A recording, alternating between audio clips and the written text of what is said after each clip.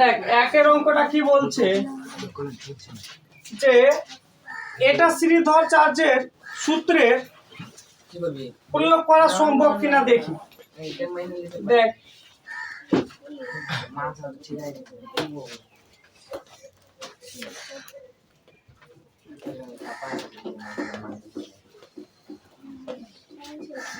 দেখবে তাহলে এটা কি আছে, গুণ আছে, গুণটা করে নে আগে। তো দুজনে 4x square plus 2x minus 2x plus 1 না প্লাস মাইনাসে মাইনাস, তাহলে 4x স্কয়ার এটা কেটে গেল মাইনাস 1 পেয়ে।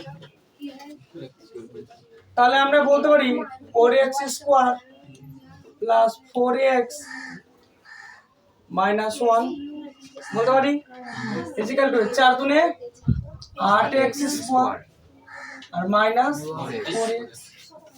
এখানে ভালো করে দেখবে, এটা 4 আর 4 কত 8x স্কয়ার মাইনাস 1, এখানে কি আছে 8x square minus 4x, 8x কেটে দে, তাহলে কি minus 1 equal to minus 4x, minus minus কেটে দে, তাহলে আমরা এটা কি বলি, তাহলে মাইনাস। আচ্ছা যদি আমি মাইনাসটা যদি নাই কাটি, সাপোজ মাইনাস যদি আমি সাপোজ যদি না কাটি, তাহলে কি হবে plus 4x minus 1 equal to 0। আমি একটা কথা কি বলেছিলাম যে x এর পাওয়ার যদি 1 হয় আর x এর পাওয়ার 0 যদি এই অবস্থায় থাকে, তাহলে শ্রীধর চার্জের সূত্র এখানে খাটে না। এটা কথা বলেছিলাম, কি বলেছিলাম যে এখানে x এর পাওয়ার 1 x এর পাওয়ার যদি 0 হয়, তাহলে এখানে শ্রীধর চার্জের সূত্র খাটে না।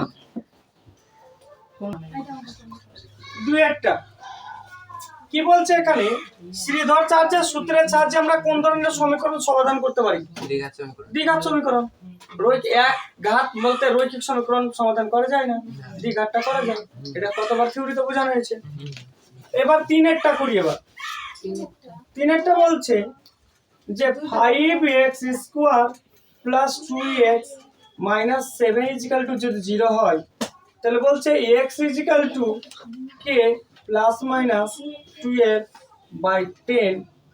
তো এইখানে k সমান কত? তো একটু আগে আমরা কি বললাম, x এর মান বের করতে গেলে আমাদের কি বললাম বল, সূত্রটা কি?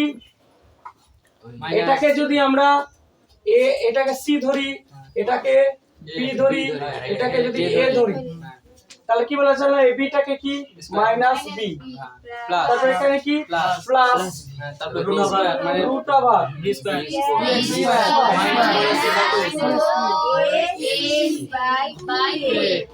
এই তো। আচ্ছা b এর মানটা কি 2, এটা minus 2 plus root over 2x square, তাহলে 2 এর স্কয়ার কি 4 মানে 2 এর স্কয়ার। আচ্ছা তাহলে সিটা কত 7, এটা কত 5, 5 গুণিত 7, 5 গুণিত 7